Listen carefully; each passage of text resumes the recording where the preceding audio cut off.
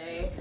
Two main questions that I asked were, what are the major competencies that your program provides to students, and what do you think employers are looking for in your students?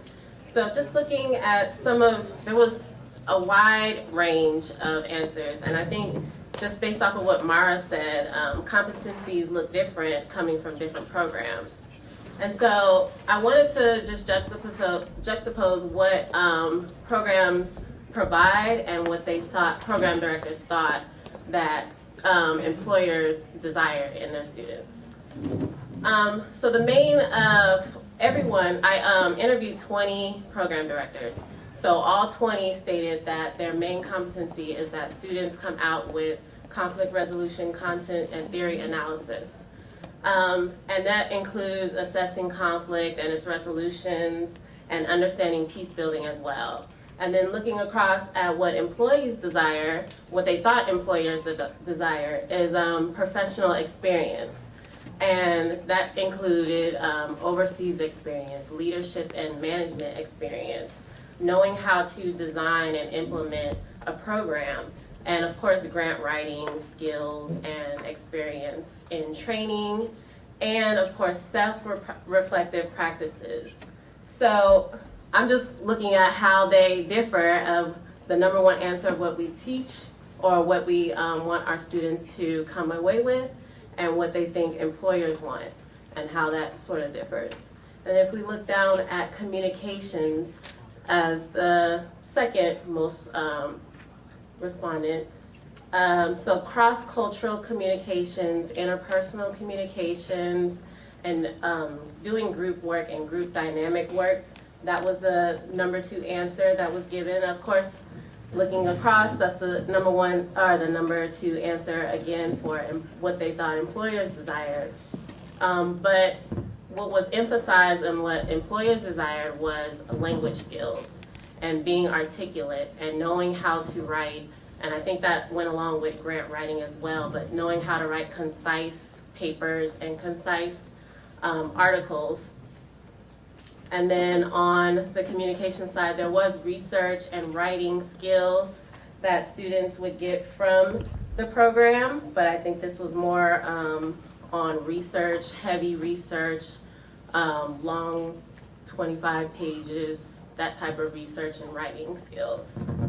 And then on to mediation, negotiation, facilitation. These were the main skills that program directors noted as what their students come away with. So looking at methodologies of resolution. And then on to leadership. As you can see, only 3 respondents for this. So understanding how to work within an NGO, how NGOs work, how is that work different from working, say, within the government. And then on to program design, not necessarily implementation. So just knowing how to set up a program and how you would think implementation would look, but not necessarily having the skills to implement it. And some of the other things that were mentioned were systems thinking, as I think only 1 or 2 responses for that, and then the cross-sector connection that we've been talking about throughout this whole symposium of how we can relate peace building throughout other sectors and have a connection through that. And then social movements and political change, and also consensus building was mentioned as a competency that a program provides. And how to organize social movements, how to analyze political change, the methodologies behind that, and then how to do consensus building. Another thing that's not up there but that was mentioned are programs tend to follow ACR's competencies, so that's one of the main things that they pull from. And then how to move from interpersonal conflict resolution to the international level. So how do we take what we interpersonal conflict resolution skills and apply that on a grander international level? And then looking across on the employers and what they desired. So the third thing that was most mentioned was conflict resolution, understanding, and skills. So that would be mediation, negotiation, facilitation, as well as conflict assessment and the multi-perspective analysis, which I think a few people stated that having that ability to look at conflicts through the eyes of all of the key players within. So again, looking at the whole system as a whole is one of the competencies that employers, what they think employers desire from their students.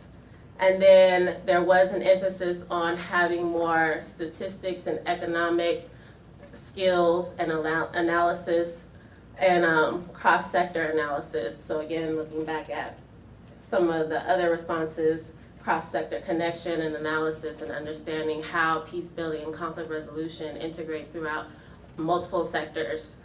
A few respondents, I think it was mentioned earlier about monitoring and evaluation. That's something that they didn't see, well, only 2 respondents saw as what employers thought, well, what they thought employers desired from their students. And then the systems design, how are we looking at conflict and how do our practices integrate throughout sectors again. So I do see somewhat of a gap between what they think employers desire and what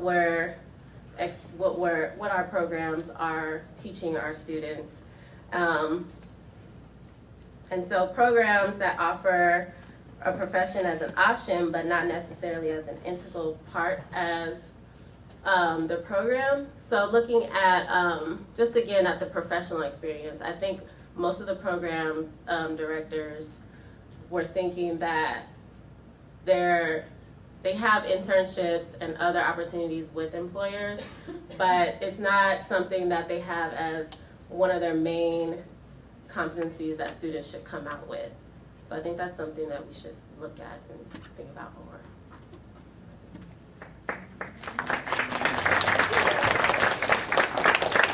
I think it's kind of somewhere in the middle. But now we have 2 incredibly wonderful professionals who took time out of their very busy schedules to share their wisdom. And what they've been tasked with is to talk for 10 to 15 minutes each about as potential hirees of your students or current hirees of your students.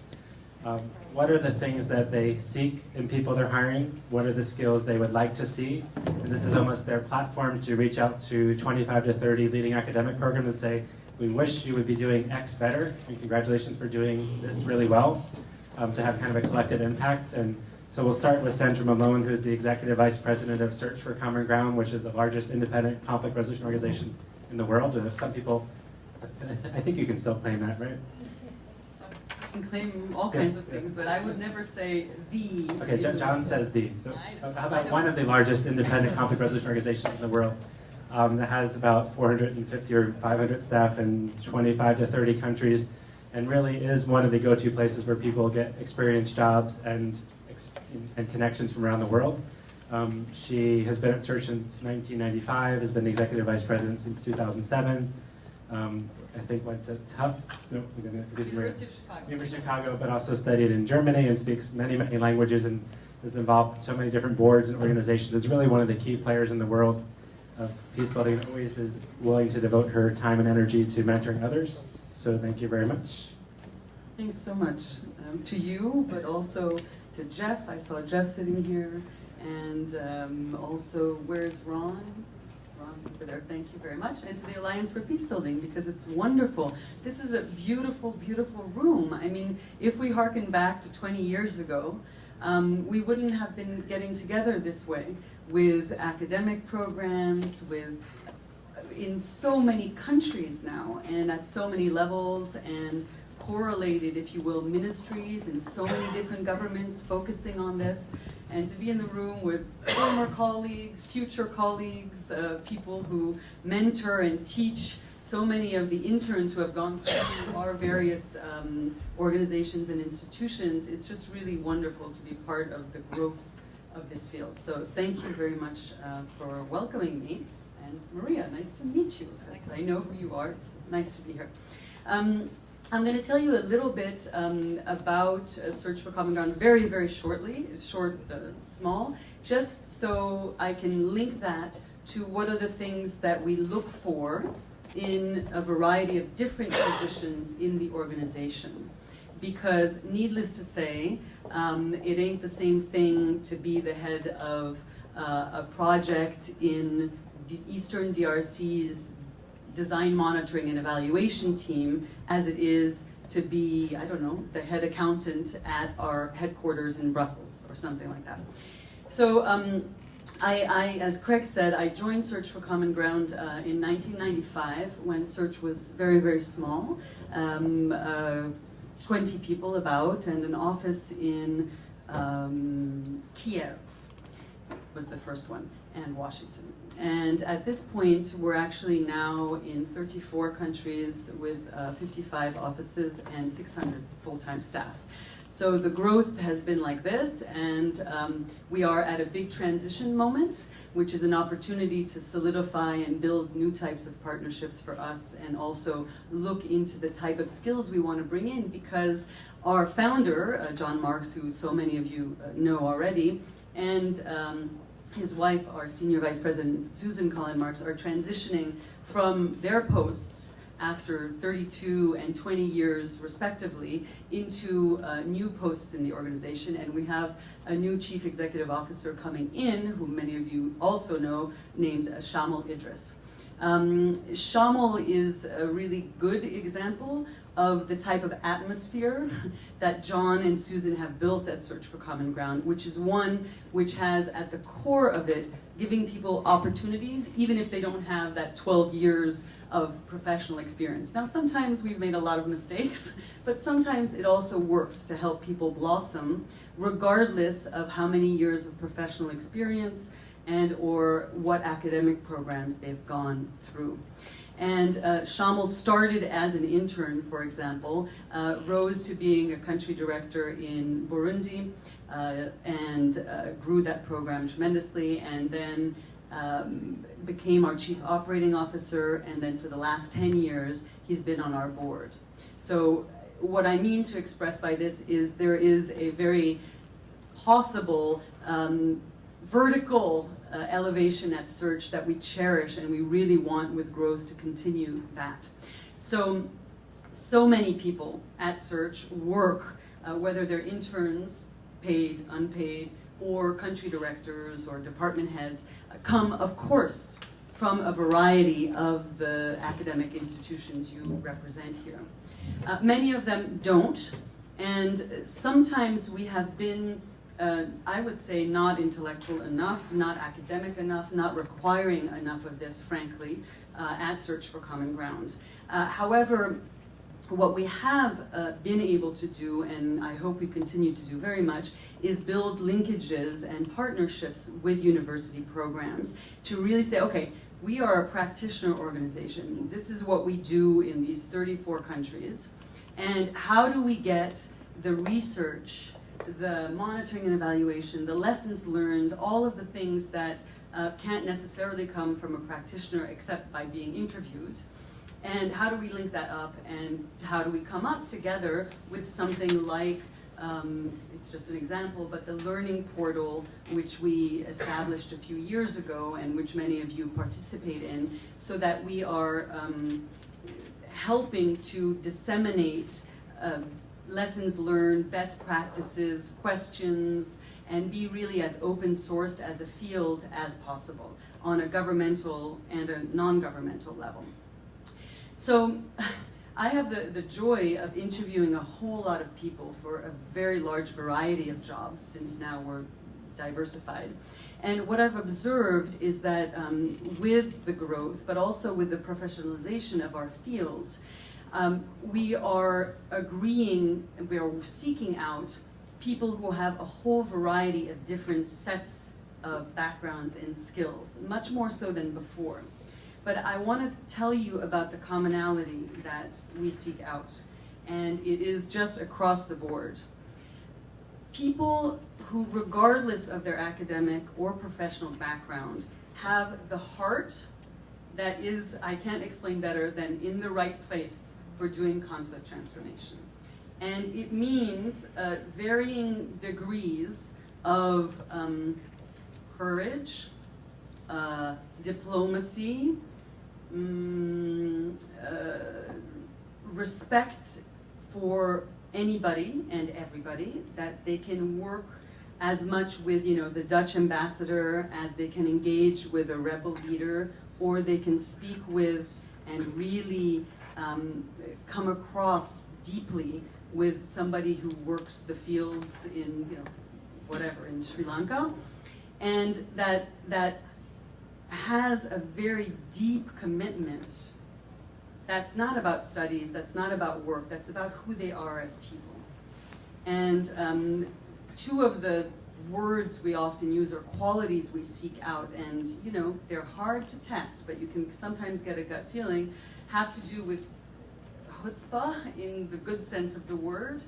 How do you, come, I remember John when he interviewed me in '95. It was for me to be on a team to start up, our program in Burundi, right in the couple months after the genocide in Rwanda. And so to prevent that spillover, start up a large program and really permeate the country to help prevent the escalation of already violent Burundi. And, I said all the things our students say, right? Everybody, like, well, what do I have to bring? Like, how I'm so young, I don't... And he said, listen, do you have it in your gut that you can be one person who can bring a part of hope, a part of space making for people to have real conversations? And are you determined to really stick it through even if it is difficult? Because, anyway, so I remember that, and I was like, yes, of course. I don't know if I can do it, but really his question was, do you have the chutzpah, and the why not? So I'm doing a lot of talking here, but what I seek out when I'm interviewing people is people who are very good at actively listening to potentially the parties in a conflict and be able to bring that as a skill. I have to say, we have an expression in our field which is really giving of sweat equity. And I can tell you that at Search for Common Ground, if you really roll up your sleeves, whether you're very experienced or not very experienced, and you're willing to take unpaid internships, it is an organization where you can rise from that into paid positions if you're able to do that. Not everybody is, of course, able to do that. So I've noticed that we hire people now, and different hiring people in the organization have different approaches to this. But really, the more that the programs from whence they stem, whether they're very young people or more experienced people, the more that program has had a really hands-on, practical aspect to it and is the least theoretical possible, and people have had time to work, at USIP, work in any other of them. There's so many of them now, thank God, that it's difficult to name, but they've been able to provide useful pieces of work to that organization or institution, and they've been able to learn from their hands-on practice in that institution or organization. I find those people to be, the likelier candidate to get jobs at Search for. So that's what I was going to bring by way of intros. Thank you. Thank you very, very much. And again, we've had one of our alum been at Search for years, but also we have probably 20% of our students intern there. And it is an amazing place. And they also have a field internship program, which is good to look at. So Maria Stepan recently joined the U.S. Institute of Peace, is in the academy, also has a MA and a PhD from Tufts. Anybody here representing Tufts? Old Tufts. Old Tufts. And she has had a very distinguished career. So before USIP, she was working at CSO in the State Department, previously directed research for International Center on Nonviolent Conflict, which is a great place that has paid internships, and also co-wrote the book Why Civil Resistance Works, which is an amazing resource that George Lopez was citing earlier today, which came out of an article that would be wonderful for students in all of your programs to look at, to think about the strategic logic of nonviolence and impact. So thank you very much for taking time. Well, thank you very much, Craig and Sandra. Very nice meeting you in person, and thanks to the Alliance for hosting the seminar, which will be, I think, moving to USIP tomorrow, correct? So we'll be able to see each other in the morning. So I guess the idea of moving from education to employment, I have been fortunate in the places where I've worked, both in the NGO sector at State Department and now at USIP and the Atlantic Council, where I'm also a fellow, in that world events have helped my cause significantly.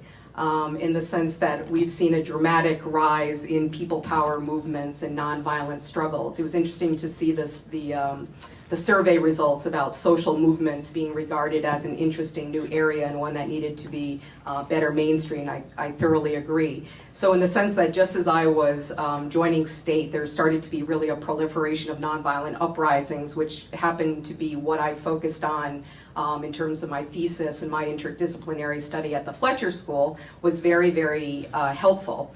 I think Craig asked me to focus a bit more on the governmental side of things, and maybe what State Department would be looking for in potential employees and candidates.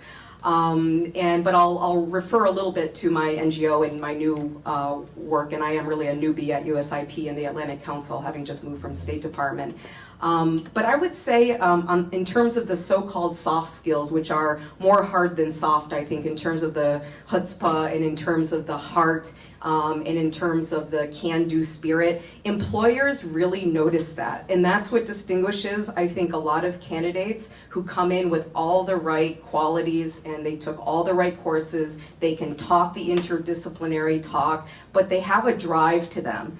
And I think just seeing some of the recent candidates as I was leaving State Department's Bureau of Conflict and Stabilization Operations, and it was very clear that the passion factor was going to get the remaining candidates sort of over the top. And the other factor I would say is being able to go from having good ideas to having a sense of how they might be implemented. So going from, the good idea fairy, which often becomes really annoying, especially in bureaucracies, everybody has great ideas, to thinking through how to operationalize those ideas, which of course is born both from courses that you can take, at the MA level, but also the field experience, working with NGOs, working with governments.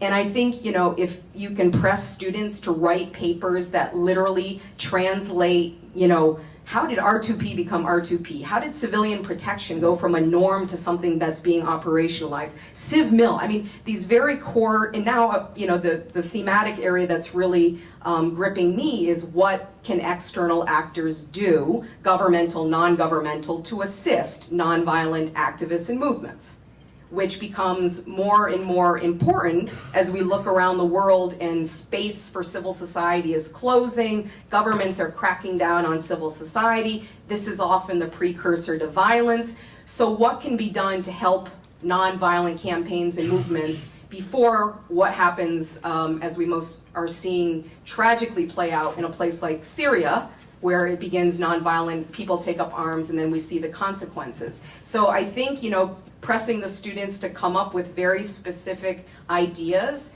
and having professors who have had some bureaucratic experience just explain how the challenges of moving around either a bureaucracy or out in the field navigating the governmental, non-governmental, international organizations, because I agree completely also with Sandra that one of the things that I think served me well when I was in state, and this is what we definitely look for in hiring people, I'm still using the we for CSO, at the Bureau of Conflict and Stabilization Operations, is people who can speak different languages. And so really understanding something about the military culture and mindset is going to be important in most conflict zones. And so those basic skills, you don't need to know what all the ribbons stand for, but just having a sense of basic hierarchy and the mentality can be very, very helpful. And it doesn't require 10 years out in the field to develop that.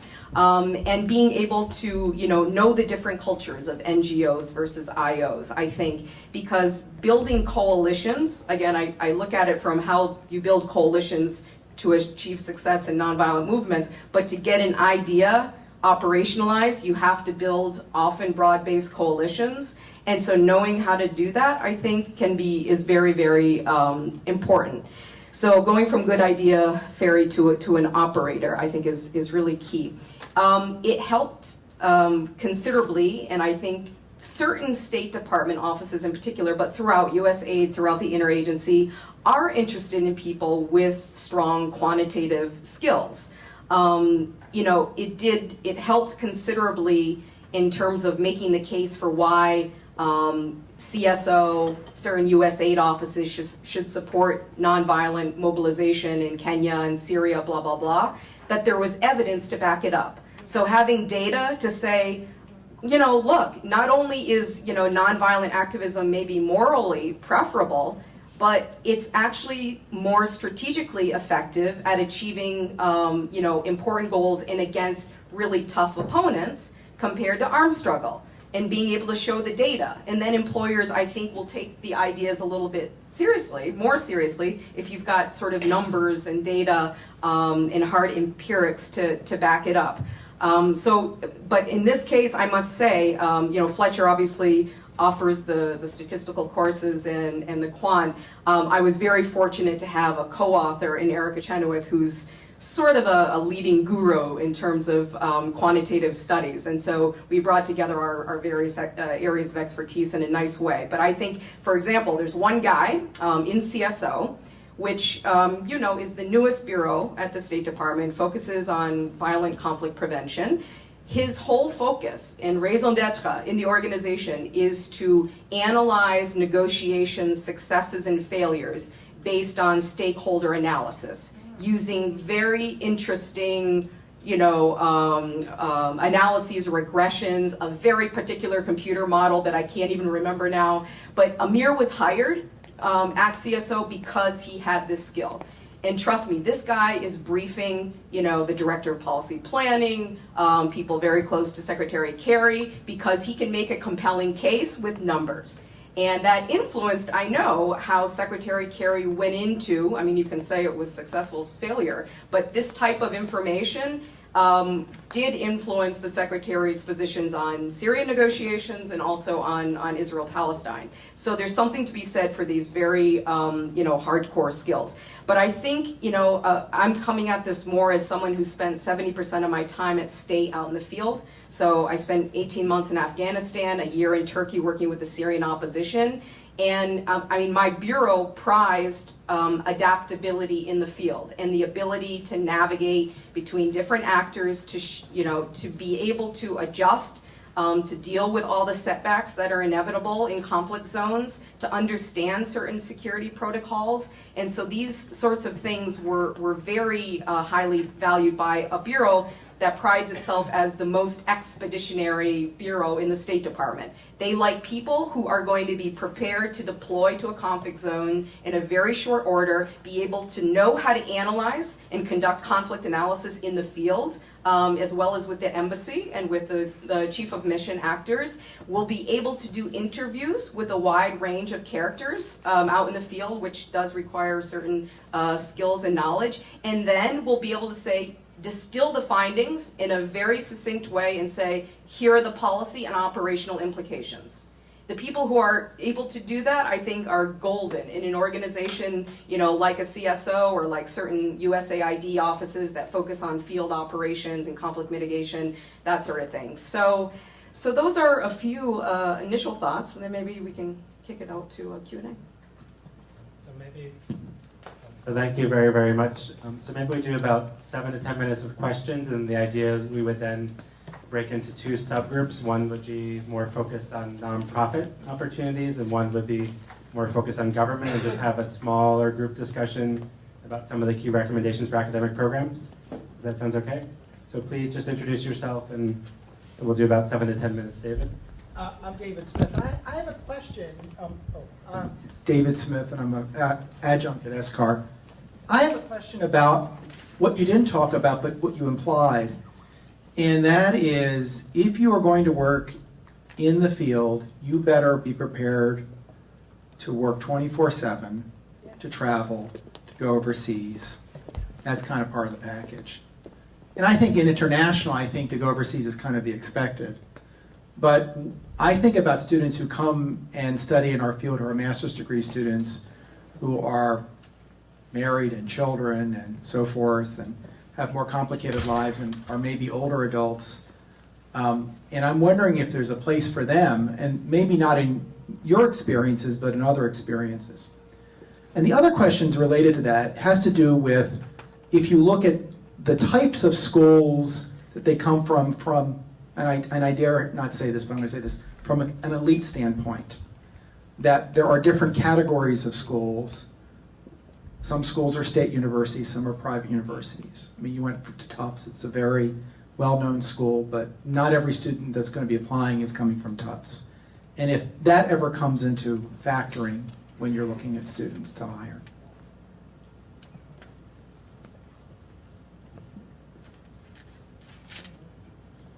Thanks very much. The whole family life balance is a difficult one in our field. There's no doubt about that. Now, naturally, we try to accommodate as many possible permutations, you know, single, family, lots of kids, no kids, gay, not gay, I mean, you know, the whole thing. Young, old, I mean, we try to have the biggest diversity. The fact is that for third country nationals, expats, for the vast majority, let's see, first of all, the vast majority of our staff, the vast majority, you know, 90%, something like that, throughout the world are actually local nationals, okay? So this is very important to understand as students of this field and as us. For our work to really be good, it's not a bunch of us flying in and out all the time who are going to do the real work, right? We all know that. But what that means when you ask this question is really we're working with families, normal people who live in their own country, and where this issue of, you know, what do you do with your family? Can you be there with young children? Is moot. Some of them would like to be the hell out of there, but they're there, and it's home. And so we don't find ourselves having to accommodate too many, you know, different types of settings. But we've gotten, I hope, pretty good at saying, okay, listen, we are not CRS, we are not World Vision, we're not the State Department. We don't have benefits and compensation packages that can equal any of those. But if we have a little stipend for kids' education, if we have a little housing, if you're a third country national, if we place those people only in places where they feel totally comfortable being with their families, can we? And I think we've gotten pretty good at it. And one of the reasons people do get attracted to us is that we are, you know, have children, like travel, be there. And we accommodate, like right now, my husband, to get personal here, really doesn't want to live somewhere else than Washington or Brussels. Well, I have the privilege of being able to choose that. But I would do that for people who work in their organization. If they have a child while they're living in Liberia and they'd rather move to an office in, I don't know, Morocco, and they have the right skills, then let's do it. Let's make it work. I'm not entirely sure how it works in other organizations. the issue of elite education is a problem. If I look at a lot of the people who come to us as opposed to us seeking them out, you're absolutely right. Even in Washington, D.C., is very Caucasian. If it just is coming, it's very kind of elite schools, and it's people who can afford to work without pay. Well, who the hell can afford to work without pay? Like very, very few people. So some people do, like I did for years and many others, which is they have another job, you know? I work full time at Amnesty International. They paid me for 2 years until I, you know, and I was volunteering and I came on and boom. So we try to seek people out who don't seek us out naturally. Now I have to say Craig is among one of the many other people, but your sources are very, very good of really trying to get a whole much larger group of people interested in our field, in the practical aspect of our field, but of course you have the same issue in schools, right? So we try. That's all I can say right now. I mean, married or having families, not having families, I'd say in, you know, both in Afghanistan and even with the Syria work, it was probably evenly divided between singles and people with families. Obviously, people with families in danger zones are not going to be out for, you know, 8 months, 10 months, a year. But if they're able to, you know, go out for a short period, that's often workable. I mean, I often find parents are more focused in what they do anyway, you know, people with children, so they're often an asset. And it's, you know, if you bring the right skills, I think that's more important than youth, age, whatever.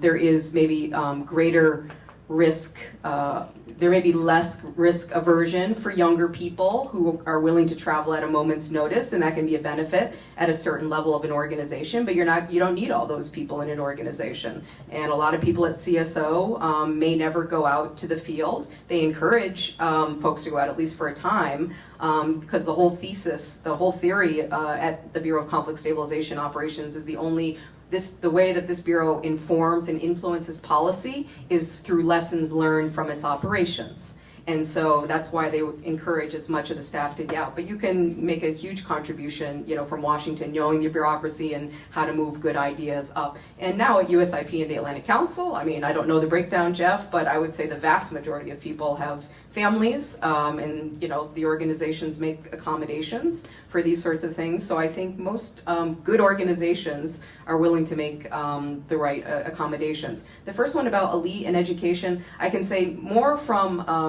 while I was working at the International Center on Nonviolent Conflict, which does offer paid internships. I don't know, in terms of the undergrad folks who came in, I don't know that a vast majority came from elite schools, actually. I mean, ICNC, again, they're more looking for the drive and the guts and the determination and people who care about, you know, civil society, grassroots, and are comfortable working at that level. So that's more important than if they went into Fletcher, frankly. I can speak loud enough. Let's go to Adina, then we'll come to you. Okay, Adina Friedman, currently adjunct at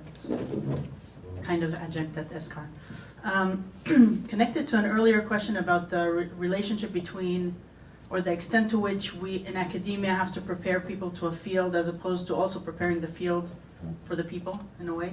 So going back to the issue of evidence, for example, that you mentioned, I know that there's a greater appreciation for numbers, charts, quantitative kinds of data in certain circles, which is reality, but doesn't necessarily mean that that's the best kind of data, because there's other kind of evidence. So my question is more, sometimes it seems like it's taught that like the academia is the conveyor belt of supplying employees for the organizations, as opposed to it being a reciprocal relationship, so that we're teaching each other or learning from each other, so academia feeds into these organizations and vice versa. So to what extent do you see that relationship as mutual? In other words, are there things that academic institutions could be doing to collaborate with such organizations to have a, again, reciprocal or mutual learning process, so that we're learning what it is you're looking for, but you're understanding what it is we're bringing that you might not yet have or not yet appreciate fully. If that makes sense. I mean, I would just say, remember there were a couple of panels that we helped organize CSO around a Civil War termination. We brought in some of the big stars in the field, and it was surprising to me that for most of them, it was their first time ever to set foot in State Department. And these were really well-known names, and again, some of them are not on the East Coast, and so travel is difficult. But I think more with professors and scholars taking advantage of developing relationships with policymakers, just making those connections in the field, like really focusing on developing relationships, so then when you're working on a really relevant research topic, like the Syria desk at State Department is thinking about, okay, how should we prepare to deal with the Syria crisis now? Well, what does the literature say on how long civil wars last? And what are the variables needed, external and internal, to bring them to an end? I mean, this stuff is super policy relevant, but I think unless the relationships are there with the bureaus, then it's gonna be hard to access it. But I don't think it's impossible, and I actually think government offices who on a day-to-day basis are dealing with fires and crises and don't always have the opportunity to look like trends, data, analyses, comparative, that's the other thing for students, the comparative perspective, being able to speak, compare Syria to others because I worked there or I studied that, I wrote a case study. It is golden. And State Department, officials actually really crave this knowledge because they just don't have time to think about it. So I can't offer any specific methods other than getting to know people in, CSO, DRL, the regionals, different parts of aid that are relevant to your work in conflict studies, and figure out the opportunities, whether they have symposia, which they sometimes do, or workshops, just to get your name out there so that you or your students are the obvious go-to people when, a certain policy question is being addressed.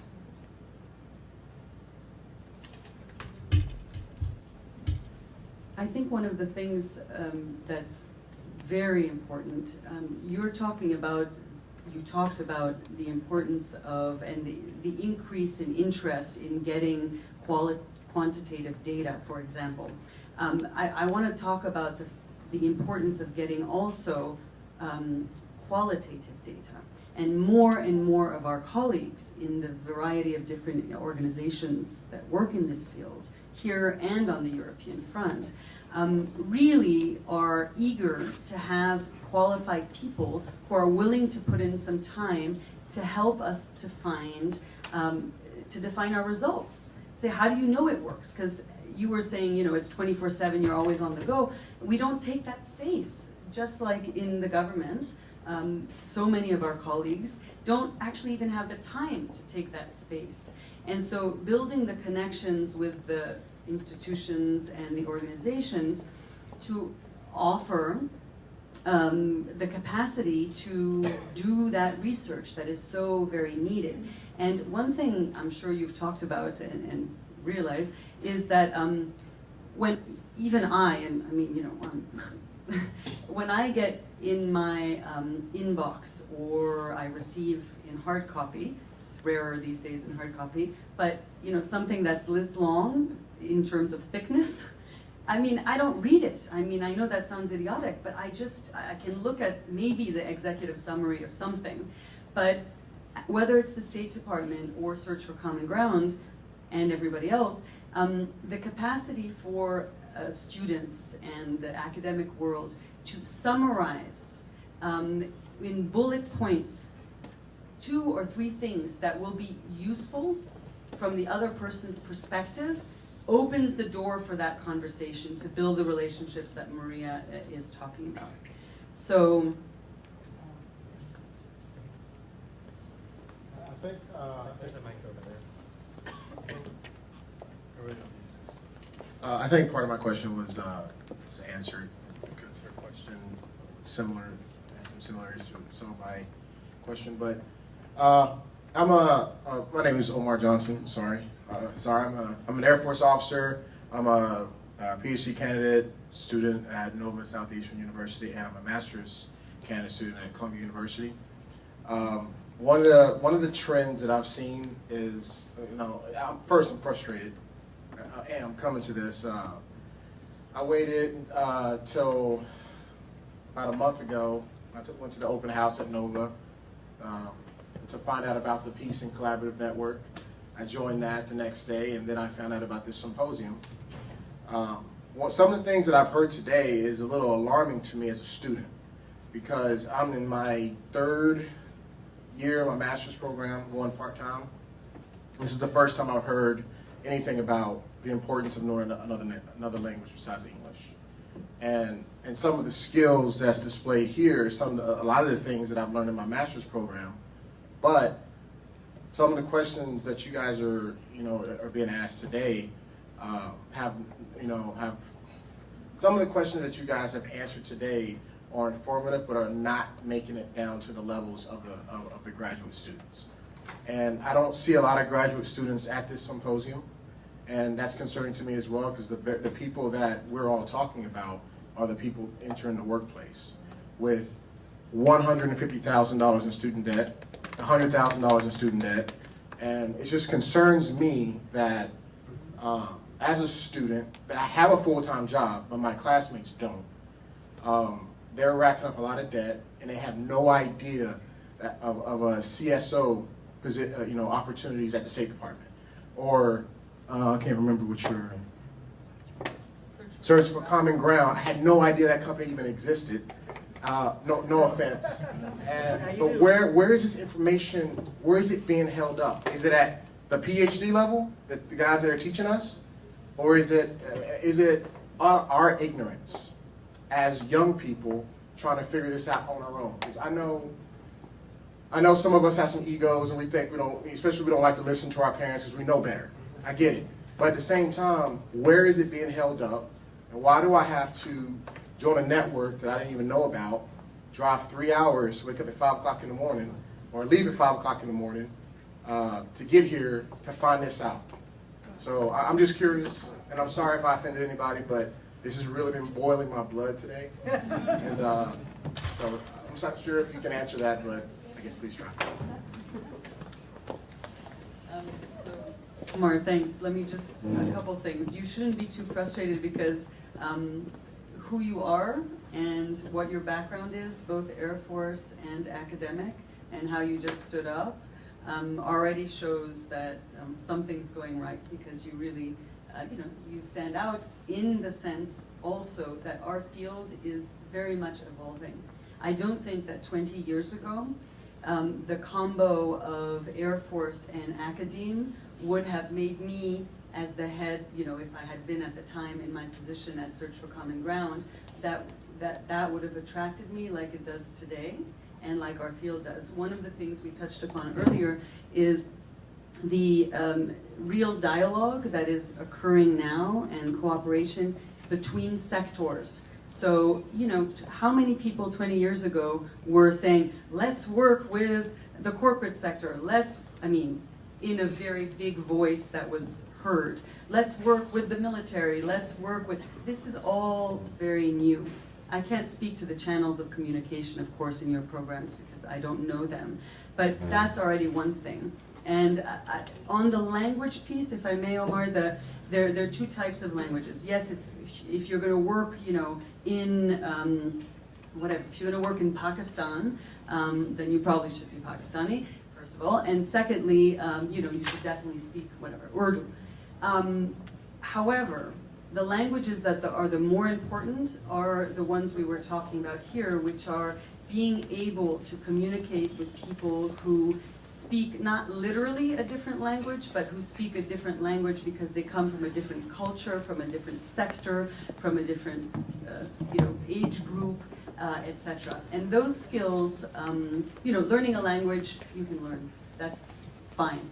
But those skills are things you can sharpen in yourself very much over time and age, but there are things that are also in people's personalities that, you can't necessarily learn.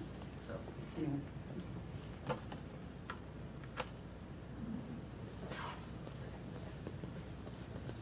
I'll just make So in terms of timing, so we're not going to do this small group activity, but we'll take 2 or 3 more questions. But I would ask during the break if you heard ideas or just things that you think you wish employers knew about academic programs, or you recommend academic programs do better. Are there the stickies around? Just take a note and put it on a sticky and put it on one of the flip charts around, particularly back there. Just ideas for academic programs and or employers. And just quickly to say to Omar, so students can advocate for change. So I don't always like it when people come and say for us to do things, because we have to figure out how to do it within the bureaucracy. But if one student comes to me and says change something, we'll generally say we'll go back and get a group of students. If a group of students comes and say we need X, we'll try to figure out how to do it within our bureaucracy. And this higher education crisis is across all of higher education. It's not specific to our field. But I think everybody should be demanding from their programs that you're getting the skills you need and the career advising, and the alumni networks. But we'll do 2 or 3 more comments. I just wanted to make a quick comment in terms of student opportunities and opportunities in general in our field, in the field of peace building and conflict prevention and resolution.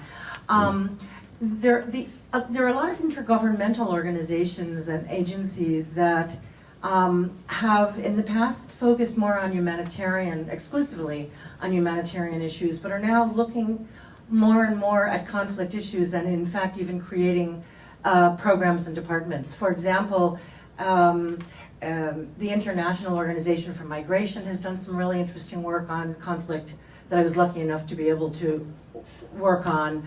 The International Committee of the Red Cross has started looking at conflict issues. I'm not sure that's such a good idea, but that's a different issue. There are now, in the UN, there are many different agencies looking at conflict issues. The ILO, the International Labor Office, has a whole department on conflict, crisis, and employment, looking at issues relating to post-conflict employment.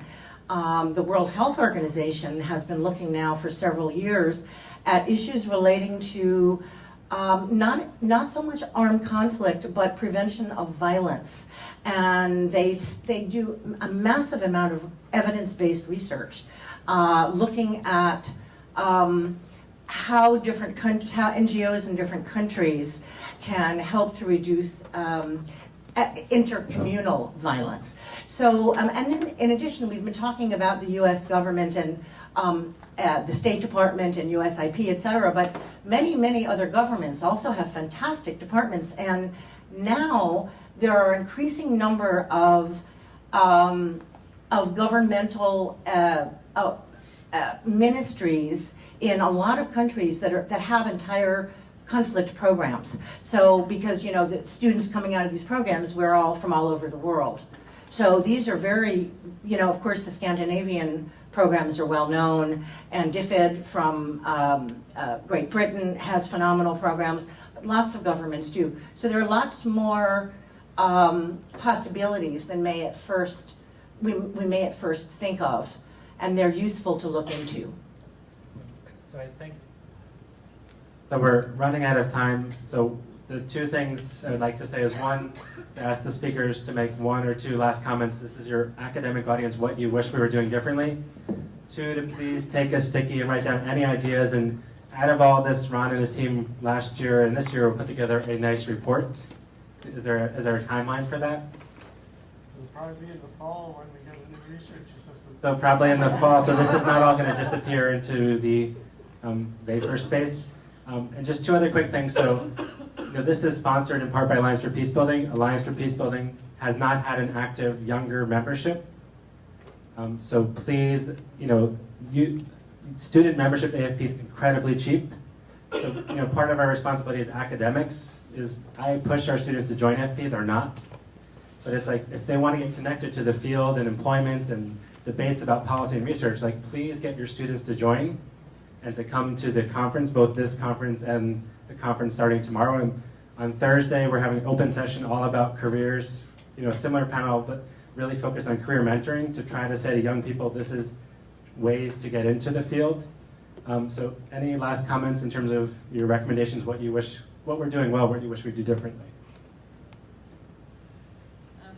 So I was going to ask a question first, if I may. Obviously, a whole lot of universities are represented here. Are the conflict resolution programs already linked formally in terms of information exchange that could benefit the students, so that when Omar asked that question of, where can I go to get the information about our field, what resources are out there, etc. Is that already done? I'm sorry if I don't know that.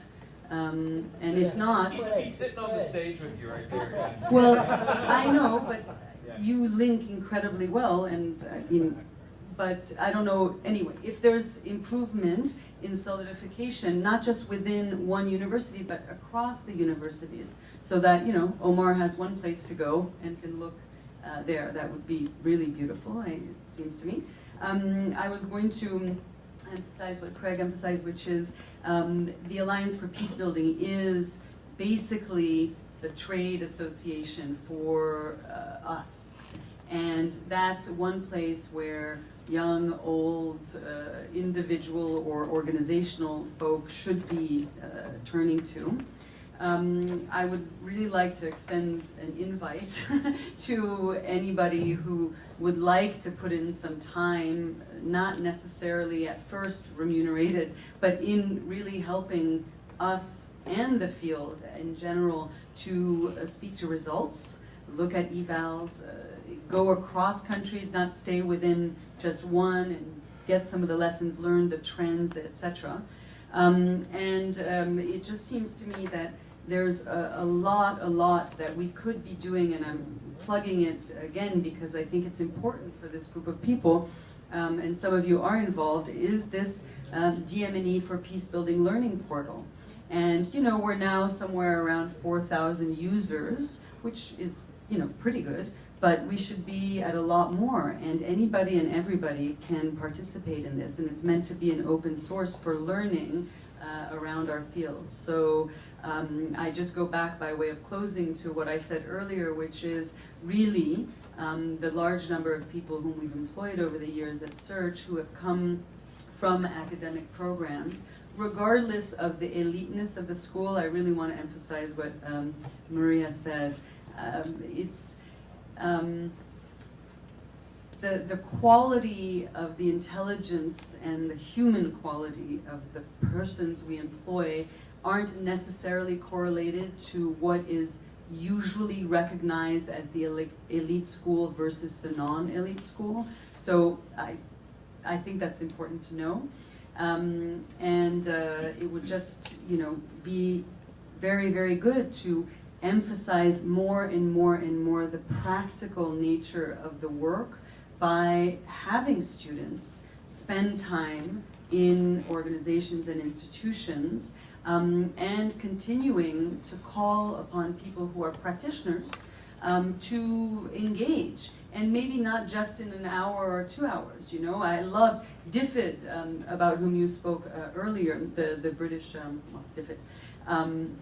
They were one of the first to have these personnel swaps. I remember I was working in Brussels at the time, maybe 15 years ago, and they're knocked on my door and said, would one of your staff like to be seconded to DFID? Yes, one of our staff would love to be. If you also want to do it in the other direction, absolutely.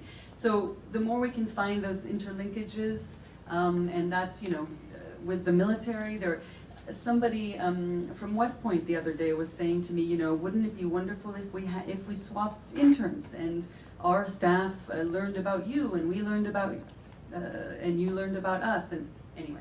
So, yeah, walk the talk of peace building together, right? I guess, the cross-disciplinarity is a big theme of this, and it's part of all your programs. But I really think there's something to be said about real policy, especially policy innovation happening when different disciplines constructively collide. And I think students who are able to put pieces together and come up with maybe think outside of the box options are those who do have a grounding in different disciplines and can bring it all together. So there's something definitely to be said about that, about a really rigorous interdisciplinary program. But then again, I go back to the, from idea development to operationalization, what does that mean in practice? And I think the students who are best able to articulate how ideas become realities are the ones, besides the chutzpah and the other passion indicators, are going to be making themselves very employable in the future. I mean, and just sort of substantively, and because USIP, of course, as well, is very interested in how the disciplines come together and how you think about peace building from different perspectives. I mean, a lot of the work that I was doing on civil resistance writing and both from an NGO perspective and then thinking about it in government was really looking at it from a security studies perspective. So one thing I would say is actually the security studies field can be a big friend and an ally, and that's how, making the linkages and the intersections with to the extent that your programs have a security element, that's where it's at. I mean, the idea for civil resistance, the idea that power doesn't equal violence and force doesn't equal violence, and power can be applied differently, and there is a force more powerful, and it's, citizens organizing strategically for change. I mean, that language then in speaking with members of the military and in offering non-military options to address conflicts became golden. And so actually I guess I would say too, sort of embrace the security studies folks and focus on the practical and the operational. Just a very quick addition. We talked about earlier the fact that not only are there other non-US based, but mainly Western European based, if you will, institutions and organizations, but thank goodness there is huge and more, in fact, mobilization in the rest of the world that really is worth looking at, not only studying, but looking at doing work with. I have several, my assistant just left to work for a wonderful Indian organization, not a thing. And I think that wouldn't have happened as much before. So the vistas are much wider for students than they used to be. And we should look beyond. So just thank you very, very much for an amazing sharing of your experience and wisdom, and we hope a number of our alum will continue to be employed in your respective institutions from across the country. And please, USIP and Search are very open for collaboration, so even if you're not in DC, try to figure out ways. The wonderful thing, if you're in DC, students can work at USIP and get paid if you're a graduate student, so that's something for everybody they should know. Just two things on the higher education. So one is just, one thing would be interesting, how do we, Jane brought this up, how do we all fund our students? It's not really that time for discussion right now, but I do a lot of work with Rotary. They have the most generous peace fellowship in the universe. You can only use it at specific universities, but we've had students get other Rotary funding to come to our program. So it's something I would encourage anybody who has an international student or an American who wants to go overseas. They've endowed it with about $110 million full funding, and they also have a professional training program in Thailand. So again, it's something. Fulbright has funding, the Paul and Daisy Sherwood Fellowship for New Americans.